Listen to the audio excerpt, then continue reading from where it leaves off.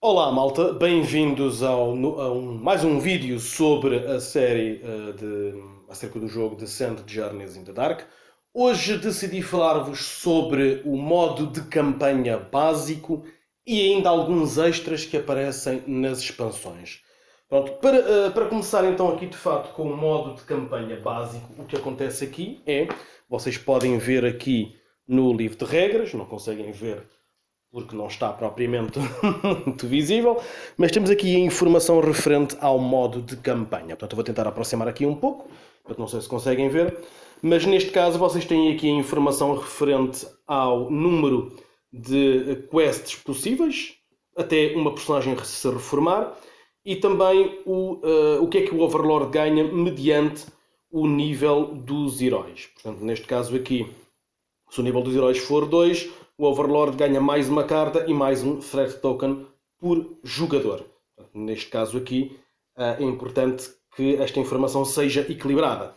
Os jogadores vão começar em nível 0, vão começar em nível 1, sendo que 1 implica nenhuma quest completada e fazem o setup básico, a preparação básica do jogo.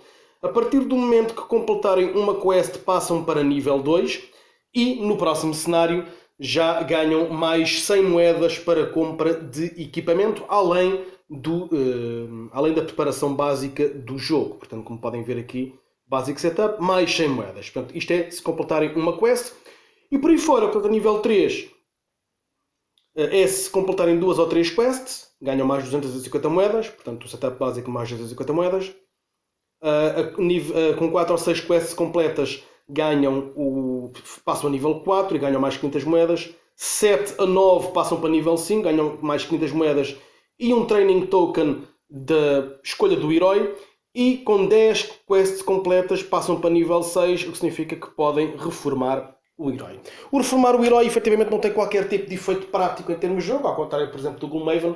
O que acontece é que aquele herói simplesmente deixa de ser usado, portanto não tem qualquer outro tipo de efeito na campanha. Em relação ao modo de campanha, é relativamente básico, como o próprio nome indica. Portanto, o que acontece aqui é que o Overlord vai escolher um número de cenários para serem jogados e os jogadores vão ter, os heróis aliás, vão ter de ganhar os cenários sequencialmente para poderem avançar de nível. Portanto, acaba por ser algo que não tem propriamente uma história, portanto, é apenas um sistema de level up para os heróis e para o Overlord, para garantir variantes em termos de jogo. Portanto, não é propriamente uma campanha propriamente dita, é mais uma interligação de cenários com a transição de informação ou transição de status de um nível para o outro. O que acontece aqui é que no final de cada cenário todos os heróis fazem o reset e depois no próximo cenário fazem sempre o setup básico e ganham os bónus correspondentes ao nível onde estão. Se a qualquer momento os heróis perderem um cenário, significa que vão ter de começar do início. Portanto, acaba por não ser propriamente uma campanha, digamos assim, é um modo extremamente básico de campanha. Portanto, como eu disse, é mais uma interligação de cenários.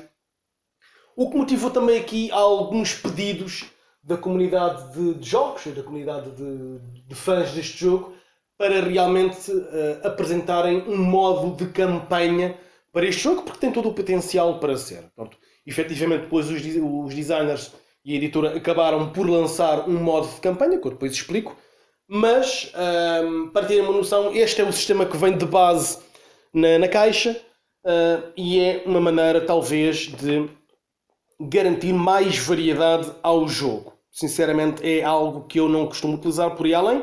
Nunca utilizei porque acho que não é nada de extremamente elaborado e tem de facto ali umas coisas engraçadas de se não quiserem começar sempre com o mesmo tipo de setup básico e se quiserem sempre arriscar um pouco mais, os jogadores podem aumentar o nível e o Overlord também. Portanto, acaba por ser apenas uma maneira diferente de jogar o jogo, propriamente dita, com mais variáveis ou com variáveis diferentes. Portanto, aqui neste aspecto, acho que esta campanha acaba por não ser acaba por não ser nada de especial, portanto, aquilo que se chama básico de campanha.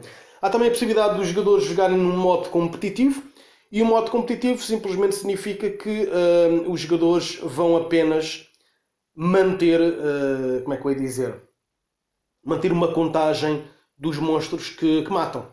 Portanto, acaba por ser isso. E depois, cada vez que matam monstros, ganham pontos de conquista e acaba por ser uma espécie de contagem de pontos no final. Sinceramente, também é algo que não me parece que faça muito sentido neste jogo, mas é um modo diferente de jogar. Portanto, eu aqui, relativamente ao modo de campanha, como disse, ele é extremamente básico, portanto não há assim nada de especial relativamente ao modo de campanha. Gostaria então de falar-vos um pouco daquilo que as expansões trouxeram. Portanto, a primeira expansão que apareceu foi a expansão da Well of Darkness, portanto foi a primeira expansão que apareceu. A expansão o que trouxe foi, além de trazer mais heróis, mais cartas, mais skills, mais de tudo o que já existia, também trouxe outro tipo de coisas. Trouxe armadilhas, por exemplo, trouxe Dart Fields, portanto trouxe aqui esta armadilha, que pode ser usada pelo Overlord mediante certos cenários. Trouxe também alguns efeitos que os heróis podem ganhar. Como por exemplo Bleed ou Daze. Portanto, deixe-me só confirmar. Temos aqui um token de Daze. Depois haverá várias informações sobre como é que eles funcionam. Portanto, trouxe aqui novos efeitos. Trouxe também outro tipo de armadilhas, como por exemplo serras. Trouxe assim as serras que podem cortar os heróis, podem provocar dano. E trouxe outros tipos de poções, como por exemplo a Power Potion, que eu já vos tinha mostrado, entre relíquias que apareceram. Portanto, apareceram também algumas relíquias para os jogadores relativamente aqui a estes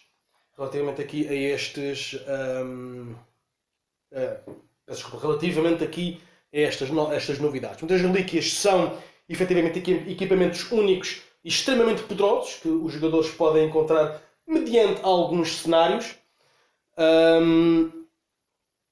e que, como eu disse, só aparecem em cenários específicos. Outra coisa que também apareceu, além conjuntamente com as armadilhas, foram efetivamente bolas. Portanto, quem conhece o filme Indiana Jones vai saber o que é que isto representa. Portanto, representa uma bola gigante que está atrás dos jogadores pela dungeon. Portanto, o que acaba por ser assim uma situação engraçada que pode acontecer. Coisas que já existiam anteriormente têm a ver também aqui, por exemplo, com um template de fogo. Portanto, alguns monstros têm um Breath Attack, portanto, como os dragões, entre outras figuras. Portanto, temos aqui um Breath Attack, portanto, é um template que se coloca no mapa e se vê a área em que efetivamente é afetada. Também trouxe uma coisa nova, que é nomeadamente um Lightning Template. Portanto, quando alguém dispara um raio, temos aqui um template que também se mete no mapa e mostra a distância a que chega e o que é que afeta. Portanto, é também uma coisa muito gira, uma questão visual muito engraçada. Portanto, em vez de termos apenas o cálculo, temos de facto aqui um template deste género. E, efetivamente, trouxe mais cenários. Portanto, esta primeira expansão o que traz é mais cenários. Trouxe, inclusivamente, uma mecânica nova, que eu vou explicar. Para o Overlord, trouxe uma mecânica nova em que, normalmente, o que acontece, alguns dos cenários, ou neste caso, praticamente todos os cenários, trazem aqui uma mecânica nova relativamente, por exemplo, a Treachery. Portanto, que eu vou mostrar aqui. Trazem aqui uma mecânica de Treachery em que representa estes pontos diretos. Tem também aqui uma tabela como podem ver, uma tabela dos chests. Copper, silver. Portanto, temos aqui também uma mecânica de Treachery.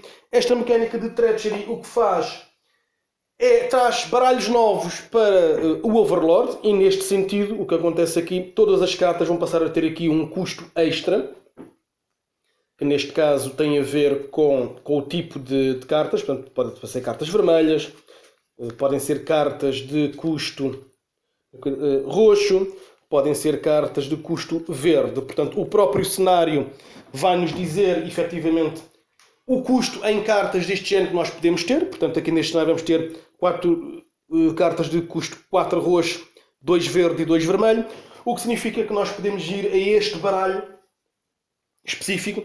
Podemos ir a este baralho específico e ir buscar cartas correspondentes ao custo que nós podemos ter ou podemos gastar. Nomeadamente temos, por exemplo, aqui o Unholy Swiftness, que é uma carta que tem um custo de Treachery 2 vermelho, e depois tem aqui os valores normais, de informação em termos de custo para jogar e custo de descarte, e nós podemos acrescentar estas cartas ao baralho do Overlord. Portanto, estas cartas vão ser acrescentadas ao baralho normal.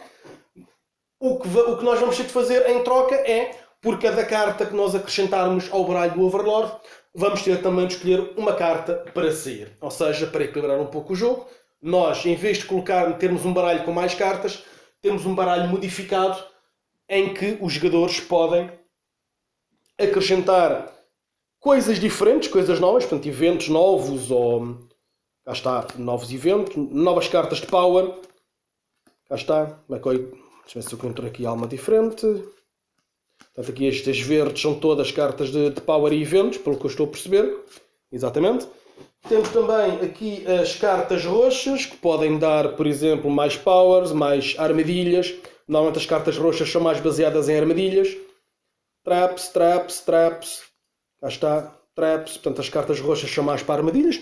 E as cartas vermelhas são cartas mais para poderes e eventos também, e spawns, e cartas de spawn diferentes. Portanto, nós podemos configurar o baralho do Overlord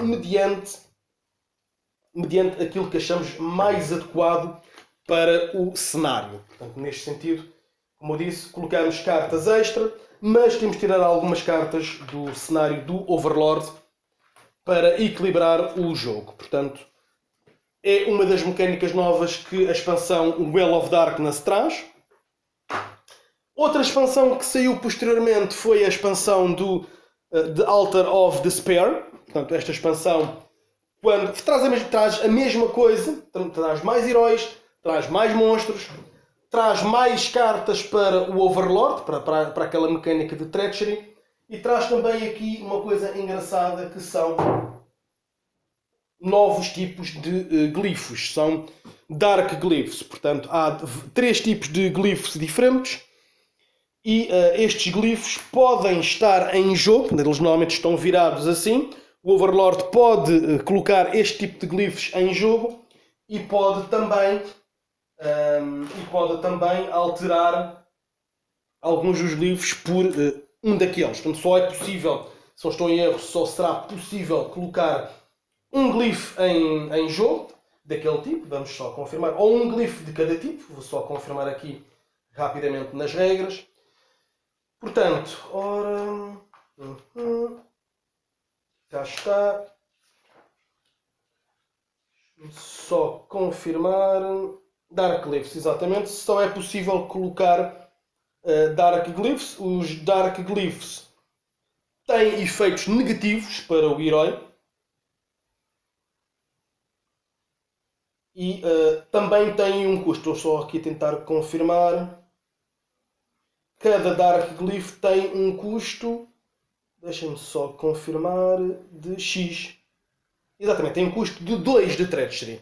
Neste caso, os 2 de Treachery correspondem aos valores correspondentes. Portanto, ou vermelho, ou rosa, digamos assim, ou verde, ou azul. O que o Overlord pode fazer no princípio do jogo é os pontos de Treachery que não gastar, pode gastar em Dark Glyphs para trocar no cenário um glifo normal por um glifo negativo, digamos assim. Portanto, o que é que os Dark Glyphs fazem? Vamos só confirmar. Temos aqui, de facto, o Summoning Dark Glyph, portanto é o vermelho. O que o Summoning Dark Glyph faz é, cada vez que um herói usa para mexer para a cidade ou da cidade para ele, o Overlord pode fazer um spawn de 2 monstros, em qualquer combinação de Beastmans, Esqueletos, Bane Spiders, Razorwings, Hellhounds e ou Sorcerers. Todas as regras de spawn se aplicam. De resto, funciona como um glifo normal, que vai para a cidade, dá também Conquest Points, mas dá um benefício ao Overlord relativamente ao uso dele. Outro glifo que pode ser usado é um glifo verde, portanto este glifo é um Sundered glifo, o que significa que este glifo, quando é ativado, apenas dá um Conquest Point e não funciona, ou seja, não pode ser usado para transporte entre a cidade e a dungeon e vice-versa. Portanto, basicamente é um dud, aquilo que se chama um dud, e só se ganha um. Outro que é possível comprar é um purple, portanto é um purple Dark Cliff. O que este acontece é cada vez que é usado para ir para a cidade, independentemente do herói, portanto, por cada herói que utilizar este glifo para ir para a cidade, o Dark Overlord vai poder ir buscar 2 cartas ao seu baralho e olhar para elas e pode ficar com uma delas e a outra descartar por threat. Ou seja, automaticamente damos 2 cartas ao Overlord para ele ficar com uma e descartar a outra. E de resto funciona como um glifo perfeitamente normal. Ou seja, o que acontece aqui é que os benefícios dos heróis ficam mais perigosos. Portanto, os heróis podem efetivamente dar vantagens ao Overlord em relação à utilização destes glifos. Outra coisa que o Overlord também pode fazer com a Treachery que não gasta é, por cada 2 Treachery, pode ir buscar uma carta no princípio do jogo, mantendo sempre o limite de 8. Portanto, o Overlord só pode ter 8 cartas na mão, recordo, mas por cada 2 que não gastar, pode trocar por uma carta no princípio do jogo. É estas coisas que podem ser feitas com os Dark Glyphs. Outra situação que também aconteceu aqui relativamente a esta nova expansão foi a existência de um novo tipo de ação para os heróis. Neste caso, um novo tipo de ação para a ação de Ready, que é aquilo que se chama um Prolonged Action. Portanto, um Prolonged Action é uma ação que é usada em situações extremamente específicas, portanto, só em certos cenários é que é necessário.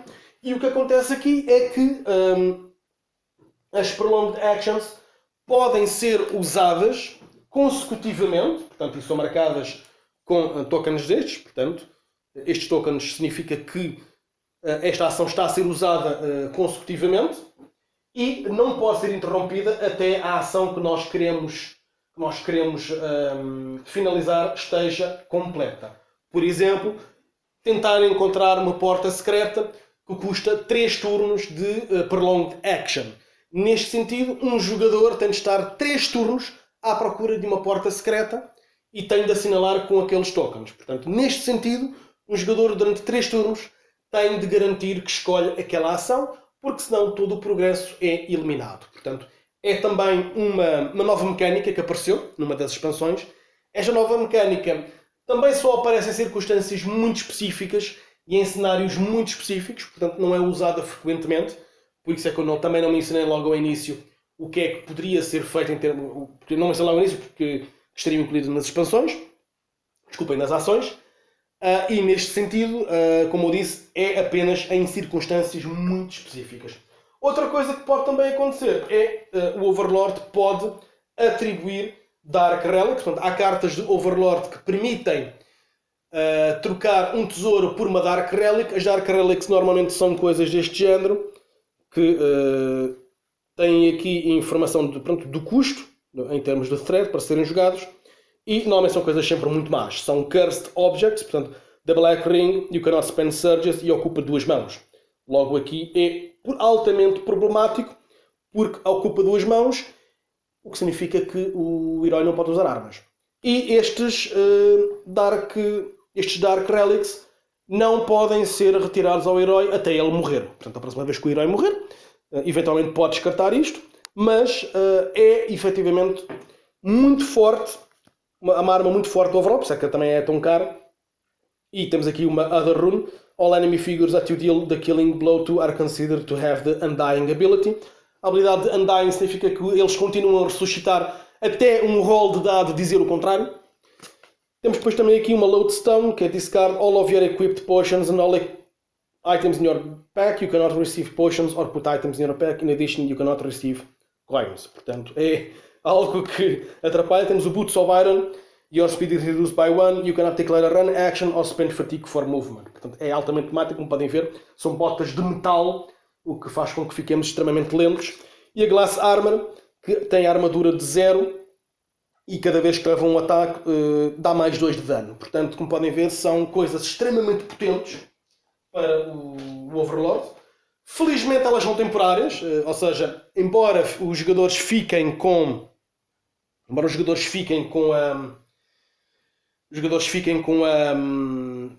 aquela relíquia, ficam só até morrer. Portanto, acaba por ser uma vantagem para o Overlord, porque praticamente que anula um jogador quase do jogo, mas também é temporário. Portanto, é até o jogador morrer. O jogador pode inclusivamente tentar sacrificar-se em combate para tentar eliminar toda aquela informação, recordando que cada jogador que morre dá sempre pontos de conquista ao Overlord, ou retira pontos de conquista ao grupo. Outra coisa também apareceu nas expansões foram altares. Há 2 tipos de altares. Há os God Altars, o Altar of God, e os Altar of Evil. Os Altar of God podem ser usados pelos heróis.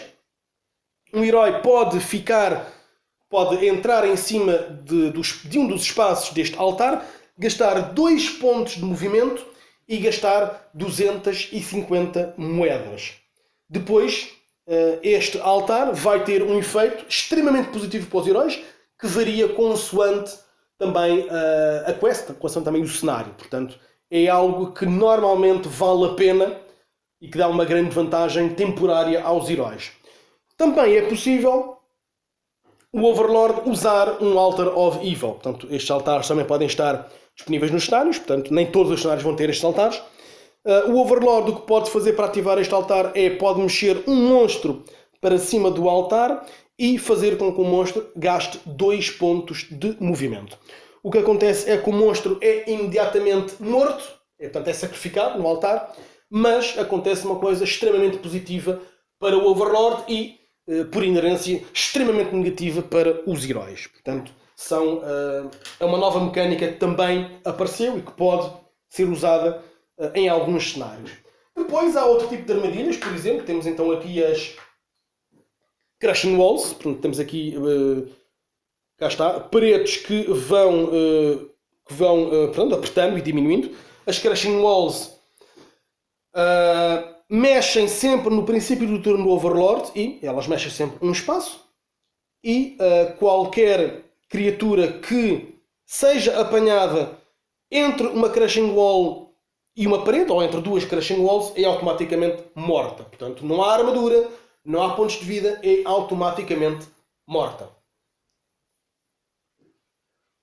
Neste sentido, como eu disse, foram algumas das coisas que apareceram aqui nas campanhas.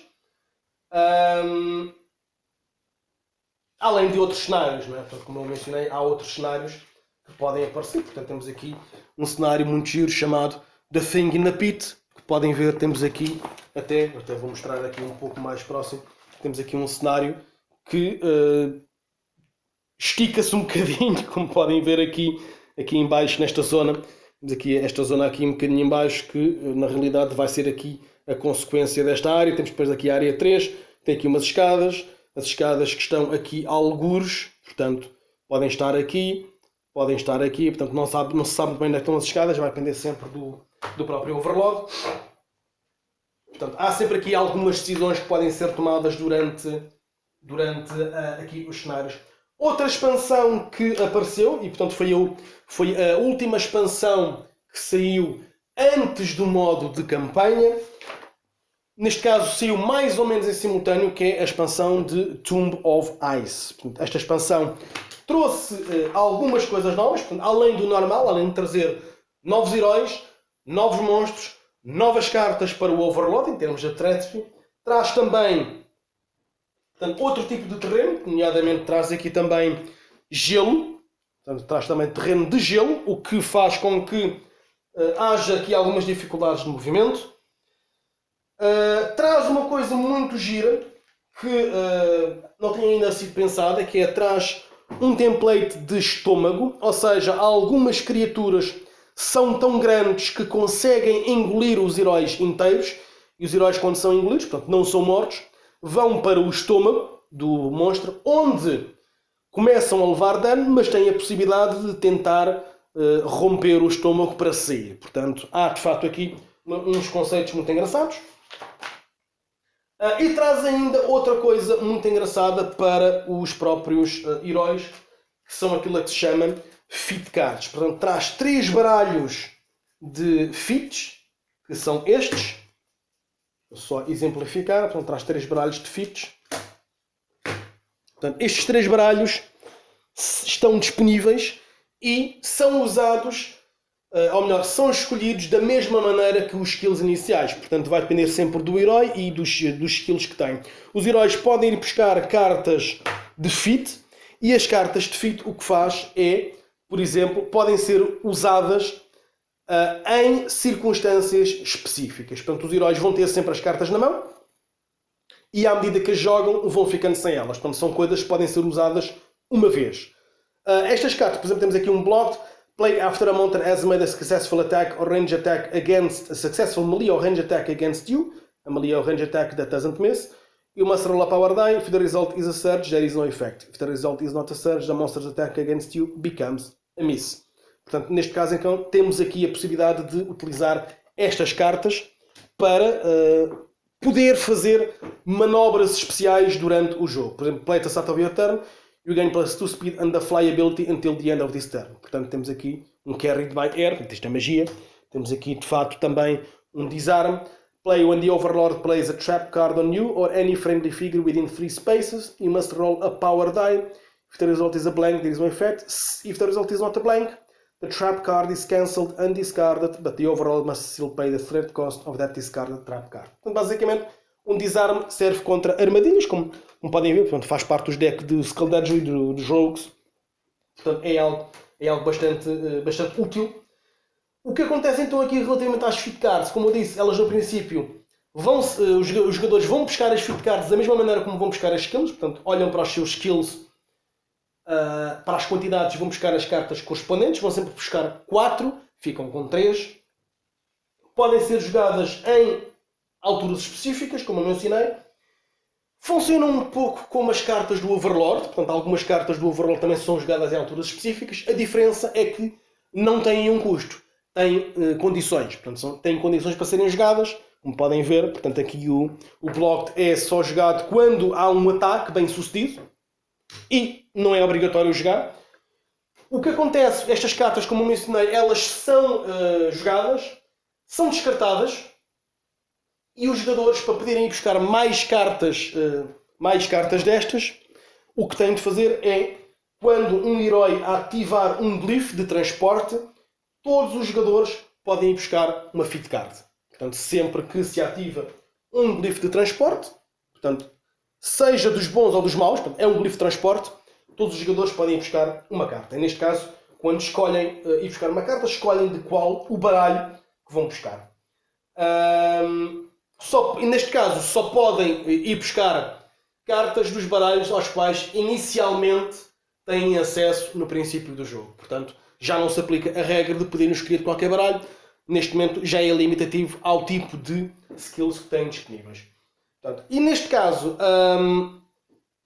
relativamente aqui às expansões, é mais ou menos isto que aconteceu. Foi mais ou menos isto que foi feito. Portanto, há imensas coisas que foram aparecendo. Portanto, muitas mecânicas novas, muitas coisas para acrescentar. Portanto, há, como podem ver, novos cenários. Eu vos vou mostrar. Temos aqui o Cauldron of Tears. Temos um novo cenário. Já podem ver que tem ali também um bocadinho de gelo. Depois tem aqui o Cauldron of Tears, a Quest 1 e o que é que representa cada uma das cenas. Podem fazer pausa ao vídeo se quiserem ler. Mas depois, esta expansão, como eu mencionei, a expansão da Tomb of Ice, foi uma expansão que saiu praticamente em simultâneo com a expansão de campanha, com a primeira expansão de campanha. Portanto, o Descent, depois de lançar aqui expansões com mais material, finalmente os editores, portanto, o design do jogo, decidiu atender aos pedidos do resto da malta. dos fãs do jogo e decidiu realmente lançar um modo de campanha. Um modo de campanha que não é este modo que aqui está, isto é um modo básico. Como podem ver, este é o Basic Campaign Play. Portanto, isto não é propriamente uma campanha, é uma maneira de interligar cenários com recompensas. O modo de campanha, quando apareceu, trouxe inclusivamente, como é que vou dizer? Trouxe inclusivamente regras novas. Portanto, isto é o livro da primeira expansão de campanha, da Road to Legend Expansion. Como podem ver, é relativamente grande. Tem aproximadamente 84 páginas, entre regras e cenários e toda a informação. Portanto, isto sim foi aquilo que saiu em relação ao modo de campanha avançado.